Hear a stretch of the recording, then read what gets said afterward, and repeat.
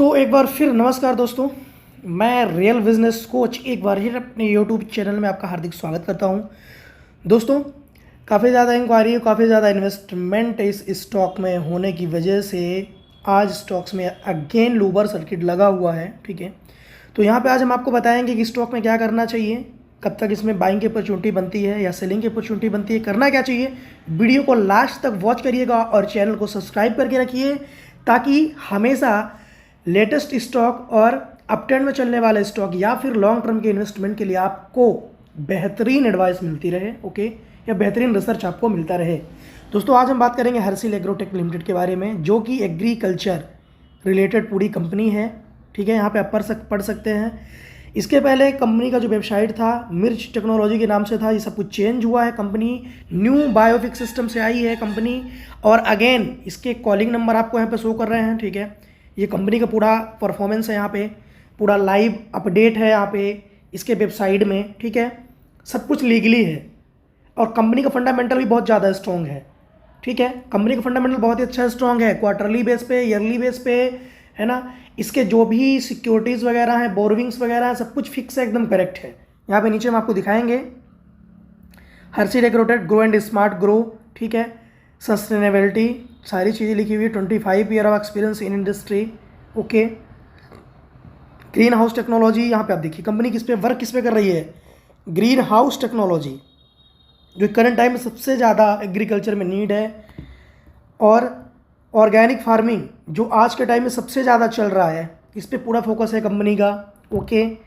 And modern agro farming, ये देखो आप, सारी की सारी ऐसी चीज़ें कंपनी काम कर रही हैं, उन फील्डों पे काम कर रही हैं जो कि हमेशा ग्रोथ में रहेगा। पहले भी ग्रोथ में था, करंट सिचुएशन में और भी ज़्यादा ग्रोथ में है। क्यों? क्योंकि इंडियन गवर्नमेंट और सारे के सारे फार्मर्स अब नए तरीके से खेती करना चाहते हैं, अच्छे इक्विपमेंट लाना चाहते हैं, और मशीनरी, सारी चीज़ें, इन चीज़ों पे वर्क करना चाहते हैं। ठीक है, इसलिए कंपनी लगातार ग्रोथ कर रही है। कॉन्ट्रैक्ट फार्मिंग, ये सारी चीज़ें आप देख पा रहे हैं। ऑल सर्विस, यहाँ पे सर्विस पे आप क्लिक करके आप चेक कर सकते हैं आगे क्या होने वाला है। ये देखिए, our mission is to improve farming efficiency. ठीक है, organic and health food provide farming, सारी चीज़ें यहाँ पे सारा डिटेल आपके सामने दिया हुआ है। कंपनी का कोई भी चीज़ यहाँ पे मिसमैच नहीं है दोस्तों। कॉन्टैक्ट नंबर, मेल, सब कुछ, कंपनी का फंडामेंटल सब कुछ फुल स्ट्रॉन्ग। पर आप खुद सोचो, थोड़ा सा फंडामेंटल भी इसके लेके चलते हैं हम चार्ट पैटर्न में, वहाँ पे हम आपको अच्छे तरीके से समझाएंगे। आप समझना कि किस तरीके से कंपनी शेयर प्राइस ट्रेड करता है, किस तरीके से क्या होने वाला होता है, ओके। लगा हुआ है। सबसे इंपॉर्टेंट चीज़ यहाँ पे आप देखेंगे, फंडामेंटल पे हम आ चुके हैं। ठीक है, 2% का लोअर सर्किट यहाँ पे दिख रहा है आपको। अभी लगातार आपको लगभग 10 डेज से अपर सर्किट ही दिख रहा था, 2% का दिख रहा था, 2% का ओनली। अभी यहाँ पे 2% का लगातार लोअर सर्किट दिख रहा है, ओके। लगातार नहीं, आज फर्स्ट डे है और काफ़ी कम शेयर सेलिंग पे लगा हुआ था, only for 70 to 80 lakh share. Total company का 70 करोड़ का प्लस का शेयर है और सिर्फ 1% लगा हुआ था। कितना? 1% सेलिंग में। वो भी सबसे बड़ी चीज़, इंपॉर्टेंट चीज़ हम आपको ये बता दें कि जितनी भी क्वांटिटी आपके पास है, अगर आप ऊपर के प्राइस में फंसे हुए हैं, क्योंकि अभी तो इसमें गिरावट आ चुकी है, जितना गिरना था स्टॉक इसके पहले 12 रुपीज़ 13 रुपीज़ को टच करके नीचे आया हुआ है। 12, 13 या 14 रुपीज़ को टच करके स्टॉक नीचे आया है, और 13, 14 को टच 12 रुपीज़ को टच करने के बाद स्टॉक 6 रुपीज़ पे आया, यानी 50% की गिरावट हुई। वेट भी करते आप तो 50% आपका यहाँ पे रिकवर होता, बट करंट टाइम में फिर से गिरना चालू हो गया। अब बात यह है कि कहाँ तक गिरेगा, सबसे बड़ा सवाल। फंडामेंटल तो स्ट्रॉन्ग है, लेकिन अगर आप लेके रखे हैं दोस्तों, तो इसमें आप लॉन्ग टर्म के लिए बने रखो। ठीक है, क्योंकि आप हर स्टॉक्स में अगर लॉस लेके निकलोगे ना, तो अब लास्ट में आपका कैपिटल खत्म हो जाएगा। क्यों? क्योंकि प्रॉफिट में तो आप निकलते नहीं, समझिए, प्रॉफिट में आप तो निकलते नहीं, क्योंकि लालच मन में रहता है बढ़ेगा बढ़ेगा बढ़ेगा बढ़ेगा। लेकिन जब गिरावट होने लगती है तो आप 10%, 20% या 30% लॉस के साथ एग्जिट हो जाते हैं, अगेन स्टॉक ऊपर जाता है। तो इसका फंडामेंटल स्ट्रॉन्ग है, स्टॉक ऊपर जाएगा, डन है। बट जब तक आपको डरा नहीं लेगा, आपका शेयर कम प्राइस पे कंपनी ले नहीं लेगी, बड़े इन्वेस्टर ले नहीं लेंगे, तब तक आप तो समझोगे नहीं। आपको तो बस ये लगता है कि हमने शेयर ले लिया, बस उसको ऊपर जाना है। सिंपल सी बात, माइंड में फिट कर लो कि कोई भी शेयर अगर ले लिया आपने, तो जब तक वो प्रॉफिट में नहीं जाएगा हम उसको सेल आउट करेंगे ही नहीं। इस मकसद से आप शेयर लो, ओके।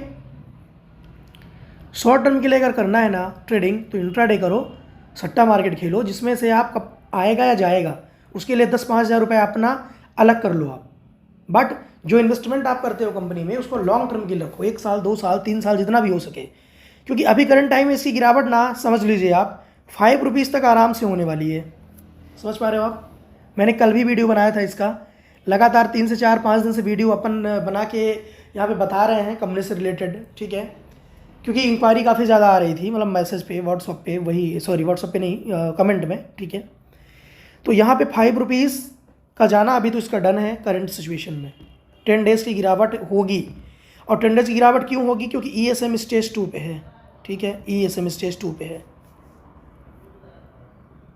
ओके, तो यहाँ पे आपको गिरावट दिख सकती है स्टॉक में 5 रुपीज़ तक, और हो सकता है आपको 4 रुपीज़ भी जाता हुआ दिखे, हो सकता है आपको 4 रुपीज़ जाता हुआ भी दिखे। 5 रुपीज़ में हो सकता है थोड़ा सा यहाँ पे अप ट्रेंड दिखा सकता है। मेरी बात समझ रहे हैं आप? 5 रुपीज़ में थोड़ा सा स्टॉक्स में अप ट्रेंड आ सकता है 5 रुपीज़ के आसपास।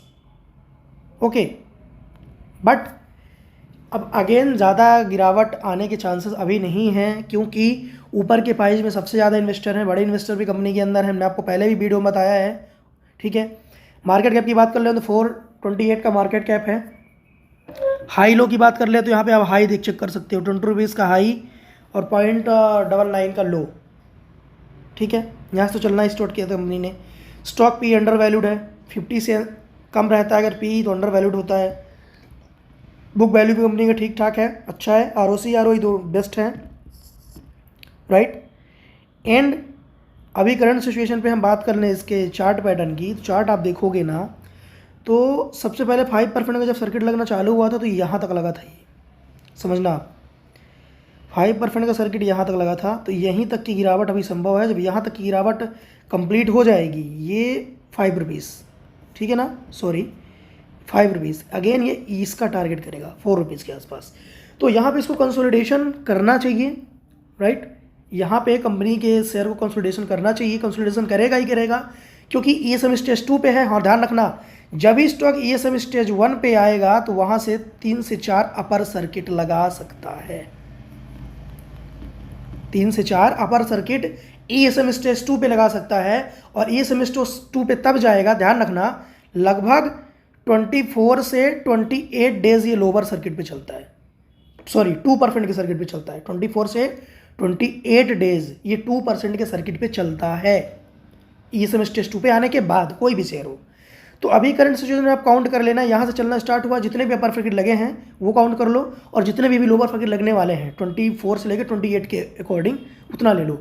और देन जैसे ही ये ESM स्टेज 2 के 1 के आसपास पहुँचेगा, एग्जिट होने वाला होगा, उसी दिन से लो अपर सर्किट इसमें लगने के पूरे चांसेस बन रहे हैं। हो सकता है अगेन फिर से आपको ये 550 या 6 रुपीज़ का टारगेट दिखा भी सकता है, चांसेस इसके भी बन रहे हैं, बट ESM स्टेज 2 से बाहर आने के बाद। ओके, अब यहाँ पे कंपनी के अंदर प्रॉन्स तो काफ़ी अच्छे हैं, कॉन्स तो थोड़ा बहुत रहेंगे ही। और एक इंपॉर्टेंट चीज़ यहाँ पे हम आपको दिखा दें, क्वार्टरली रिजल्ट काफ़ी बेस्ट है, काफ़ी बेस्ट। 25 करोड़ का कंपनी ने यहाँ पे रेवेन्यू जनरेट किया है, और यहाँ पे अगर इसके पहले भी बहुत अच्छा करती थी, अभी तक ऑल टाइम हाई है। यहाँ पे नेट प्रॉफिट देखो, काफ़ी अच्छा नेट प्रॉफिट है, this is a very good point, आज तक का सबसे हाई। सेल्स भी लगातार इंक्रीज़ हो रहा है ईयरली, नेट प्रॉफिट भी लगातार ईयरली इंक्रीजमेंट हो रहा है, ठीक है। रिजर्व भी कंपनी के अंदर काफ़ी बेहतरीन है, बोरोविंग्स कंपनी के अंदर है ही नहीं, रिजर्व काफ़ी बेस्ट है, बोरोविंग्स 1 करोड़ कुछ नहीं, नथिंग। ओके, कंपनी का फंडामेंटल वेरी स्ट्रॉन्ग, बट थोड़ा सा प्रमोटर होल्डिंग को लेके वीकनेस जरूर है। लेकिन प्रमोटर होल्डिंग आप समझ नहीं रहे हो, प्रमोटर होल्डिंग यहाँ पे डाइवर्सिफाई किया गया है। डाइवर्सिफाई कैसे किया जाता है? डाइवर्सिफाई इन्वेस्टर्स को देके किया जाता है। यहाँ पे कंपनी के इन्वेस्टर्स द्वारा स्टेक को लिया गया है। कहाँ पे लिया गया है आप चेक कर लेना, खुद से भी चेक कर सकते हो। पब्लिक पे आप क्लिक करोगे तो आपको बड़े इन्वेस्टर दिखेंगे, ये देखो आप, ये सारे के सारे जितने आपको दिख रहे हैं सारे के सारे बड़े इन्वेस्टर, ये लाइनिंग आप काउंट कर लेना नीचे से, सब पे सब बड़े इन्वेस्टर हैं, ठीक है। अब इनके पास इतनी ज़्यादा होल्डिंग है तो नीचे से तो स्टॉक जाने के लिए कोई चांस बनते नहीं हैं। बट हाँ, रिटेलर्स, आप जिनके पास 1000 share, 2000 share, 5000 share, 10,000 share, 20,000 share या 1 लाख शेयर हैं, आप डर के मारे सेल लगाते हो, और जितना सेल लगाओगे उतना गिरेगा स्टॉक। तो सेल लगाना बंद कर दो, जिस दिन आप सेल लगाना बंद कर दोगे वैसे भी स्टॉक अप ट्रेंड में चला जाएगा। और ध्यान रखो, हमेशा ऊपर जाते टाइम ही स्टॉक को बेचो, नीचे जाते टाइम कभी शेयर को मत बेचना, स्टॉक को हमेशा होल्ड रखना। ये गोल्डन थिंग्स बता रहे हैं आपको, गोल्डन माइंड आपको दे रहे हैं कि कभी भी डाउन ट्रेंड में स्टॉक को सेल नहीं किया जाता, डाउन ट्रेंड में स्टॉक को बाई किया जाता है। तो अगर आपके पास फंड है, कैपिटल है, तो इस स्टॉक को आप 5 रुपीज़ के आसपास अपने पोर्टफोलियो में रख सकते हो। 4.5 रुपीज़, 4.5, ठीक है, 4.5 रुपीज़ के आसपास आए तो पाई कर सकते हो लॉन्ग टर्म के लिए। और स्टॉक का फंडामेंटल बहुत ही बेस्ट है, गिरावट में डरने की बात नहीं है। अगर ऊपर जा रहा है स्टॉक तो डाउन भी आएगा थोड़ा बहुत, बट जितनी बड़ी इसके पहले गिरावट हुई थी उतनी बड़ी गिरावट नहीं होगी। वीडियो पसंद आया तो लाइक सब्सक्राइब जरूर करना एंड कमेंट करना मत भूलना।